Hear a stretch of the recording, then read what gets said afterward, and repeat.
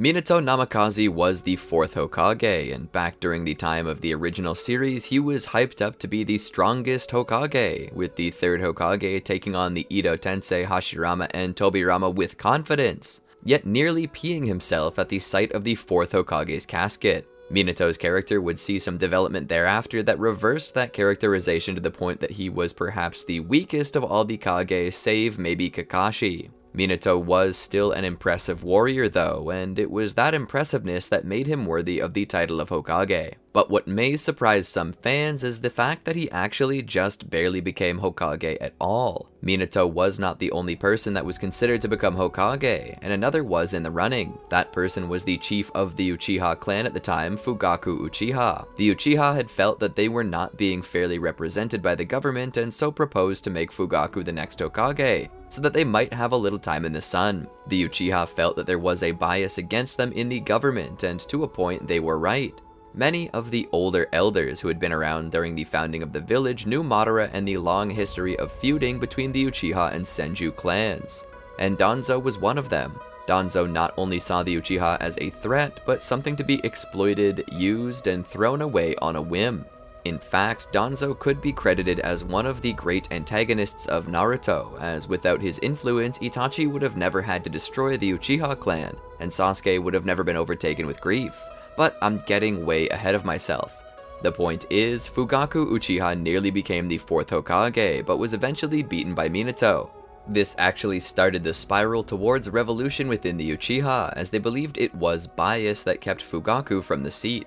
But let's stop for a moment and wonder, what if Fugaku became Hokage instead? Welcome to the Amagi! Before we begin, we publish a new video every day, so be sure to subscribe to our channel and ring the bell to get notified about our latest videos. Also, we just released some brand new merch. If you'd like to show your support for the channel even further while at the same time repping stylish clothing, be sure to check that out as well. The store is linked below. And with that out of the way, let's get into the video. So, to start off with, Fugaku Uchiha is a man who loves his clan and loves his village. He is serious, rarely smiling, and was known as Wicked Eye Fugaku during the Third Great Ninja War, which is also where he developed his own Mangekyo Sharingan. He put great importance on his clan, but was, believe it or not, a calming voice in them, hoping to avoid revolution, giving in to the relocation, as well as defending Kakashi when the clan questioned his right to keep a transplanted Sharingan. Fugaku also displayed the will of fire, and even went so far as to name his second son, Sasuke Uchiha, after Hiruzen's father, Sasuke Sarutobi. Fugaku was seen as stern and uncaring by his sons, despite it being quite the opposite. This is how Fugaku was, and it's likely how he would rule as Hokage, so let's move on. The day that Naruto was born, Tobi would of course release the Nine Tails. Saving Naruto, Kushina is taken. The Nine Tails is released, and Minato would bring their child to their home. Moving quickly, Minato would be facing off against the Masked Man, while Fugaku and Hiruzen lead the charge against the Nine Tails. It is noticed that the Sharingan's 3 Tomoe pattern is within the Nine Tails' eyes. This is troubling to Fugaku, as it means an Uchiha is behind this. Who it is though, he doesn't know, and why is beyond him. But given that Fugaku is in charge, he would be able to command the shinobi, and he would do so in a far more capable way than was originally shown, instead putting the Uchiha on the front lines, an action that could have saved the village and the fourth Hokage in the original timeline. With so many capable warriors on the battlefield, including Shisui Uchiha, the battle becomes a bit more fair. The Uchiha can utilize their Susanoo, which despite not being quite as strong as the Nine Tails, are capable of pushing it back when all used together, defending the village proper from the Nine Tails' attack. It's during this time that as Minato severs Tobi's contract with the Nine Tails, that it's witnessed within the Nine Tails' eyes that it is free. Fugaku would then utilize his Mangekyo Sharingan to cast a Genjutsu over the Nine Tails, something that he was confident would be able to control it. The battle at that moment is immediately over. Due to the speed with which this is done, Kushina would be able to survive, as she would have it resealed within her before she reaches her limit, and the plan Tobi had attempted to execute would fall to ruins. Kushina is admitted to the hospital after this with an armed guard, particularly Anbu, of which there are many Uchiha and Kakashi. The latter was there for comfort due to being on the same team originally with Minato, but it is also a great help that he has a Sharingan, much like the other Uchiha guarding her, just in case something should happen with which she loses control again. Of course, these guards are only ones that Fugaku can trust, of which Shisui is one. A great investigation is held in hopes of discovering who the traitor is, and after an interview with Minato, Fugaku can at least narrow it down to who he can trust. From this point though, the trail goes cold, and it's simply unknown who could have done it. All they have is a rough description of a male roughly the size of Minato with dark hair and a deep voice. But in the world of shinobi, this is practically meaningless, as Fugaku could take on such traits if he so desired. But even if this truly was the true appearance of the masked man, Minato had just described every male in the Uchiha clan above age 14. So it didn't help too much more than helping Fugaku know who it couldn't be. Now, quite a few things change here that would not have happened before. First off, Kushina does not die, nor does Minato. Kushina receives the Nine Tails once more, meaning Naruto is born and lives a relatively easy life, not too different from what he lived in the Road to Ninja movie.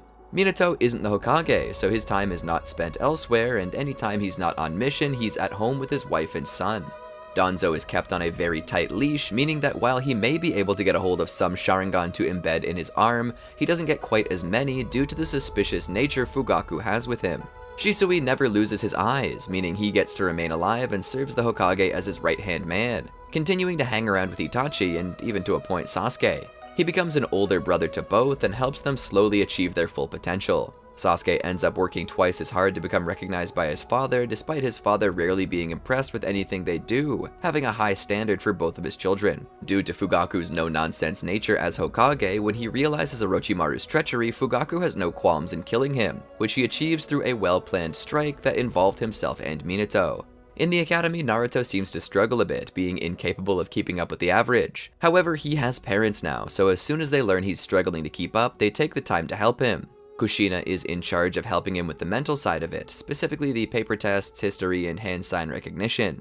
Minato, on the other hand, takes the knowledge that Kushina is bestowing upon him and helps him mold it into physical ability, teaching his son the various jutsu that he needs to know, such as the clone technique. Minato goes a step further though by teaching his son the shadow clone technique, something he knows his son can handle due to his naturally high chakra reserves, which surpassed even Minato's own and Kushina's at that age. He would also lay the groundwork for preparing his son for Rasengan, something he stressed for him to learn as it was one of the greatest achievements of chakra control and shape manipulation, knowing that if Naruto could master this technique, the benefits would go beyond merely the Rasengan. Minato pushed really hard for this technique to be mastered.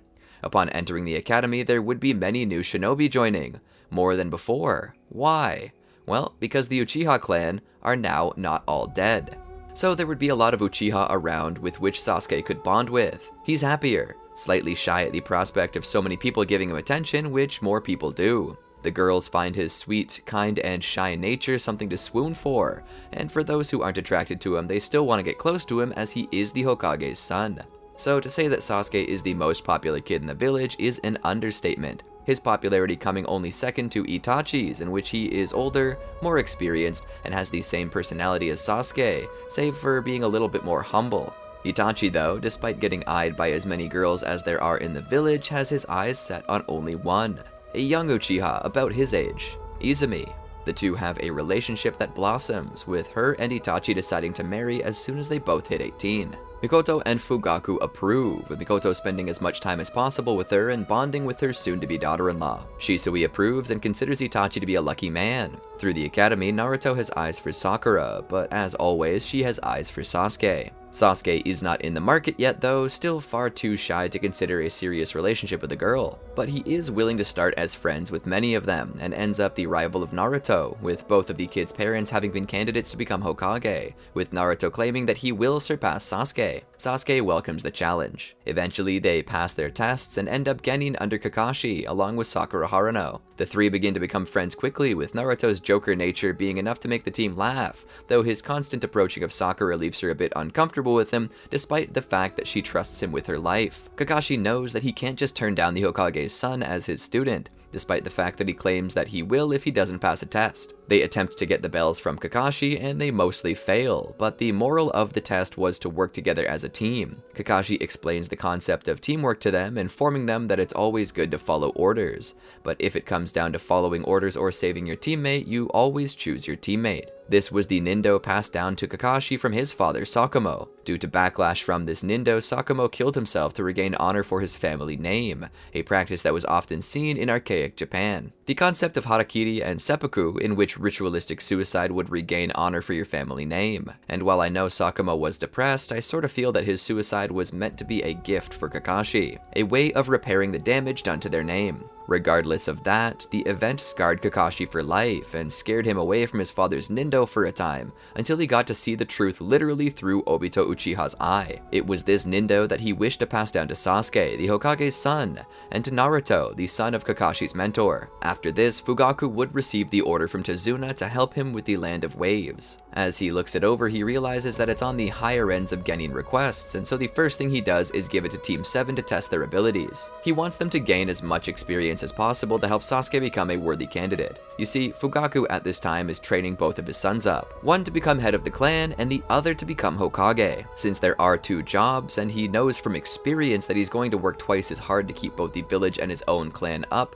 Fugaku wants to bequeath his positions to both of his sons, meaning Sasuke is getting attended to, as it's likely that he'll become clan head, with Itachi becoming the 5th Hokage. And so Fugaku is attempting to push Sasuke out of his comfort zone and into a more dangerous mission, with which he can put his skills on display and get practical experience in the field. There are just some things you can't teach with a piece of paper or drills. You can have shinobi knowledge and skills, but you can't make them a ninja. Only experience can do that, and to that end, the Land of Waves mission is given to the team. On their way out, they're attacked by the Demon Brothers, but Naruto and Sasuke sync up perfectly, dodge their attacks, and use the Demon Brothers' own attacks against them by using their chain as a weapon. The Demon Brothers are wrapped up in their own chain gauntlets, and Kakashi is astounded to see the two Genin take out a chunin level threat, and links it to them having good genes. Despite Tazuna lying on the form and this being a higher ranked mission than stated, he decides to keep going, as it will fulfill exactly what Fugaku had desired from his son, and help Sasuke get the recognition that he can tell he so desperately craves. Kakashi would continue on with the mission until they're stopped by Zabuza.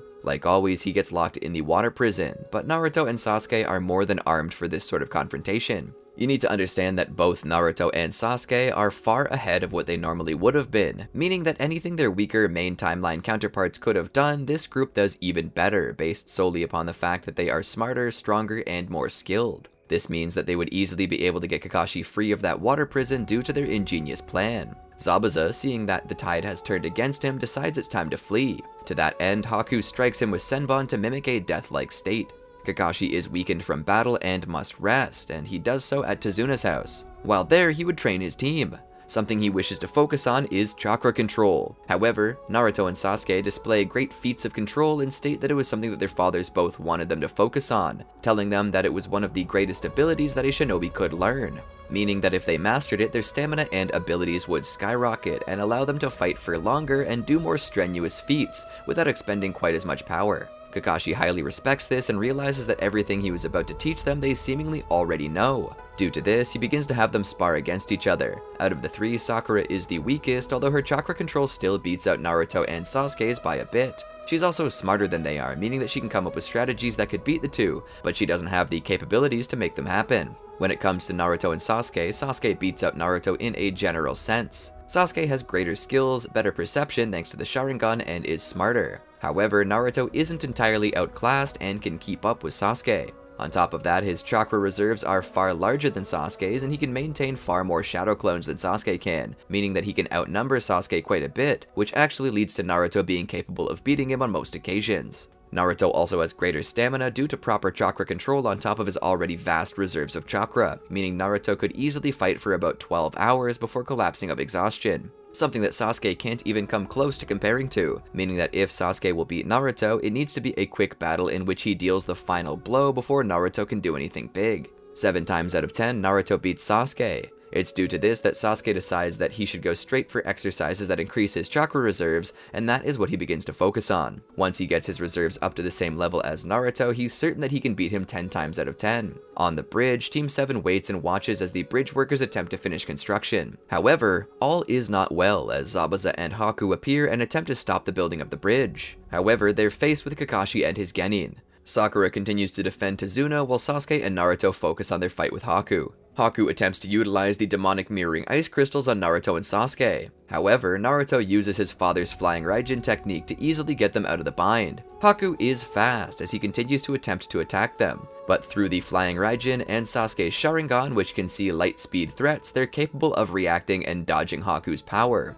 with their combined might being enough to catch Haku off guard. Using clones and bouncing around using the flying Raijin, there's just no way for Haku to safely see where the real Sasuke and Naruto are. Haku attempts to just nuke the area with his Senbon and ice shards, and to a point that actually works, striking into Naruto and Sasuke. However, they're sure to keep the ruse going by causing all of their clones to possess Senbon and ice shards protruding from their bodies, falling to their knees weakly. Due to this, Haku still can't guess which are the real ones. Naruto and Sasuke continue their various teleportation techniques and diversionary tactics, even throwing some shadow clones in there to actually be capable of striking Haku. Due to this, they overwhelm Haku and manage to take him down. Zabuza is killed by Kakashi. When Gato takes control of the situation with his men, his abuse of Zabuza's corpse sets Haku off, who would then attack Gato and his men. While Gato does have Tsunami and Inari hostage, they don't kill them yet, as those two hold no meaning for Haku, which means that killing them or threatening them won't deter him, and at worst might actually turn Team 7 and the bridge workers against them. Haku's distraction is enough to allow the real Naruto and Sasuke to sneak under the bridge and run alongside the underside towards where Gato and his men are waiting. Coming up from the side, they attack the two holding Inari and Tsunami and make a break for it themselves. In the end, Haku manages to decimate Gato's army despite taking fatal damage. Haku dies and is buried alongside Zabuza. The bridge is finished, and Team 7 make their way back to Konoha, where Kakashi reports the events to the Hokage. Fugaku is impressed and pressures Kakashi into allowing Team 7 into taking the chunin exams. Kakashi, of course, is willing, as he witnessed their abilities himself and was reminded of himself at that age. And so Team 7 proceeds to sign up for the chunin exams. The first test is a written exam, which Sasuke and Sakura seem to be smashing with their own abilities. And while Naruto is attempting to answer some questions, he's not really confident in his ability to pull this off. Regardless, he continues to take question after question. After all, if Naruto in the OG series could pass this test even without the intelligence that he needed, he could easily do the same here. In the end, his mere gutsiness is what allows him to pass. Team 7 move on to the Forest of Death. Now this is where things get interesting. Orochimaru has been killed early on due to Fugaku's leadership. This means Orochimaru's presence is not felt here. The chunin exams go off without a hitch. The 4th Kazekage Rasa is never killed, Team Shiore survive, the Otonin Team Dosu never arrive, and Kabuto and his team never appear here. While Gaara and his team do show up, it's not to overthrow the village, as that was originally planned by Orochimaru, and instead they came just to become chunin. This doesn't stop Gaara's brutality, however, as his childhood remains exactly the same. In fact, the presence of his father, both alive and well, may cause Gaara to become even more brutal due to pure hatred of the way that his father had treated him. In the Forest of Death, Sasuke easily spots the fake Naruto after the real one leaves to relieve himself. In return, due to their naturally high skill level as genin, they complete the test in record time, coming behind only the Sand siblings, who are looking to be real contenders. When the preliminaries begin, the matchups look a little different due to the lack of certain figures due to Orochimaru's early demise. Because of this, Sasuke's first match is against Shino Aburame. While Shino's bugs are indeed a great boon, Sasuke possesses the Great Fireball technique, which would be able to burn the bugs as they come. Sakura and Ino comes to the same conclusion. However, given that Choji does not have an opponent, a coin is flipped to allow one of them to move on to face Choji in the next rounds, and Ino is chosen. Kankuro faces off against Shikamaru, and Shikamaru is strong, but his greatest boon is his Shadow Paralysis Jutsu,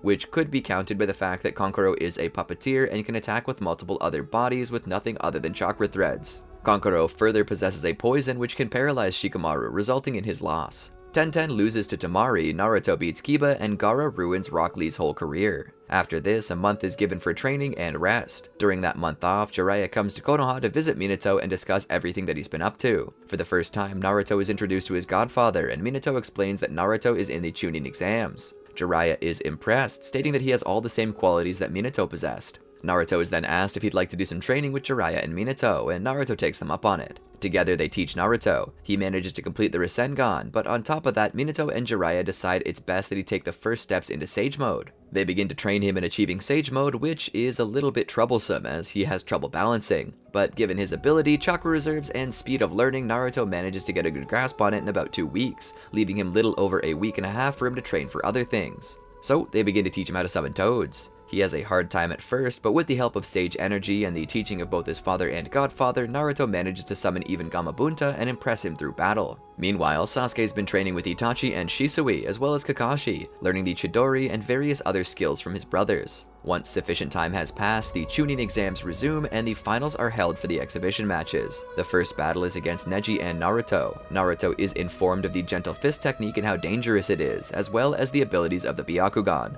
Naruto begins to feel as though this is an impossible task for him to accomplish, and begins to wonder if he has what it takes to break Neji's defenses. He's informed that the issue with the gentle fist series of attacks is that they have short, definite ranges that can't be extended, meaning that Naruto is easily capable of dodging and getting around them with the flying Raijin technique. The Rasengan, if utilized properly, may be able to damage Neji through the palm rotation technique, and his Sage Mode and chakra reserves should help him outlast him. Naruto begins utilizing this strategy, using hit-and-run style tactics to get close to Neji and see if he can actually break through his defenses. He finds that Neji does have a blind spot at the back of his neck, which Naruto can't exploit. With this, Naruto manages to beat Neji. Sasuke then fights Gaara, and despite Gaara's sand speed and strength, Sasuke has grown even stronger, and manages to give Gaara a run for his money, going so far as piercing Gaara's shoulder, which sort of causes a mental breakdown in Gaara, causing Sasuke to be named victor by default. When it comes to Kankuro and Temari, Temari displays herself to be a far more strategic fighter than Kankuro, coming close to Shikamaru levels, which only makes sense because they're star-crossed lovers in the future. I would give this to Temari. Then when it comes to Ino and Choji, Choji literally just sits on her and wins. So now we reach the semi-finals between Naruto and Sasuke and Temari and Choji. Naruto and Sasuke have both grown and become stronger, but the issue that caused there to be a gap between them, the chakra reserves, has actually become even more exacerbated. Sasuke has indeed increased his base chakra reserves, but Naruto would not have slouched, and now he has basically doubled the amount that Sasuke has, with no chance to get close to him. Not to mention that Sage Mode also comes with a physical increase. The question is if Naruto can manage to get that much Sage Chakra after expending much of it in his fight with Neji. Either way, I believe that Naruto would be capable of beating Sasuke due to his higher amounts of chakra. When it comes to Temari and Choji, it should be noted that Kankuro beat Sakon and Ukon, both of which were disputed to be the strongest members of the Sound 4. Here, we know Temari beats that. Choji just barely beat Jirobo without using his special technique. I feel like Temari would come out on top here. Now, when it comes to Naruto versus Temari, we need to take into account that by this time, Naruto would be tired. At this point in time, it would take him a good amount of time to build his Sage energy back up. The best we can assume is that he'd get back to full power, but nothing beyond that. So it's base Naruto versus Temari. Naruto would likely spam his multi-Shadow Clone Jutsu and Rasengan, but with her fan and wind style affinity, I believe that she would likely destroy Naruto. With a swing of her fan, she could knock the waves of his Shadow Clones away. It would be hard for Naruto to get close. Naruto is resourceful and lucky, and intelligent when it comes to combat at times, but I don't know if it can carry him through this, which means that he would be defeated by Temari, with her moving forward and being crowned champion. She and the rest of the Sand siblings would be named Chunin, and Team 7 save for Sakura would also be named Chunin. For 2.5 years, everything is peaceful. However, during that time, Itachi is revealed to be deathly sick, and Sasuke pulls himself off the team to help his brother. It would be during this time that Gaara is taken by the Akatsuki. The Fourth Hokage would attempt, with the help of his children, to recover him. Teaming up with Chiyo, they would manage to rescue him without the help of Konoha, though this tailed beast would still be stripped of Gaara. Even if they couldn't, they would still not ask for the help of Konoha, as Rasa would not wish for his village to look bad. Word never gets out about what had happened in the Hidden Sand, and as such, Konoha never issues an order to hunt the Akatsuki. This gives the Akatsuki time to prepare for their various strikes, and they would actually get many of the tailed beasts. But then comes the attack on the Leaf, in which many of the Akatsuki come and take Kushina and attempt to escape with her. Naruto, Minato, Sakura, and Kakashi would go out after her to take her, and would manage to fight off Sasori and Deidara, killing both, beating Kakuzu as well, but failing to kill Hidan. Instead, they seal him away due to his immortal nature. However, Tobi, who had been pegged by Minato, would manage to escape with the Nine Tails, leaving Kushina to die. Naruto and Minato mourned for a long time, and not long after this, Itachi passes away from his sickness. This is a hard time for Team 7, as both are experiencing the deaths of loved ones. Fugaku is saddened by this, and he issues a general order to search for and destroy the Akatsuki and find all the tailed beasts. Agents are sent out in all directions to find the Akatsuki. Fugaku orders a meeting between the 5 great villages, but word reaches him that a giant statue has been spotted and a group of Akatsuki have gathered about it. Fugaku orders the shinobi to go out after it. During this time though, the Ten Tails is absorbed by Nagato, who utilizes its power against the Leaf Ninja. When all seems bleak, Naruto and Sasuke are visited by the spirit of the Sage of Six Paths, who would proceed to grant them some of his chakra, which allows Naruto to awaken Six Path Sage Mode, and Sasuke to awaken a Rinnegan. Together they face off against Nagato, but before they can defeat him, Kaguya awakens through Black Zetsu's influence on Pain, and she begins to cast the Infinite Tsukiyomi, which would begin to put everyone into a dream world, save Naruto, Sakura, Kakashi, and Sasuke. With a team effort, they manage to defeat Kaguya and restore peace to the world. The remainder of the Akatsuki are captured and brought to justice. Now, of course, Toneri attempts to destroy the world and is stopped. That's a given. Naruto and Sasuke are both very strong, and they should be able to defeat him. The issue is what comes next. Naruto does not have the Nine Tails sealed into himself, meaning Momoshiki and Kinshiki won't attempt to take it from him. Instead, they manage to get all tailed beasts and use them to empower their own 10 tails, with Kinshiki serving as a sacrifice. Momoshiki would take the chakra fruit and increase his powers by quite a bit, and by the time that Naruto and the others figure it out, it's too late. On top of this massive boost he gets from the chakra fruit, Momoshiki also absorbs the 10 tails in his fight against Naruto and the others, leading to him decimating them. At that point, even Ishiki Otsutsuki stands no chance. To that end, he convinces Momoshiki to allow him to reincarnate through Kawaki, which Momoshiki has no issue with, as he's allowing Kinshiki to reincarnate as well. The three of them drain the life from the planet, killing it, and they begin to make their way across the universe, through this dimension and the next, to continue to harvest more chakra fruits. But that's just my 2 cents. I know it ended on a bit of a sad note, but honestly, if Konoha never learns what Momoshiki was doing, and Naruto is never taken by them, then they could easily gather all the tailed beasts as they had planned and power up their 10 tails. Kurama is a big part of Naruto's strength, and if that power is multiplied and given to Momoshiki instead, well, Naruto's dead meat. Sorry to say. But this is only one line of thinking. What do you think? Tell us in the comments below. Did you enjoy our video? Well, then be sure to check out these other great videos from the Amagi, and make sure to subscribe and ring the bell to get notified about our latest videos.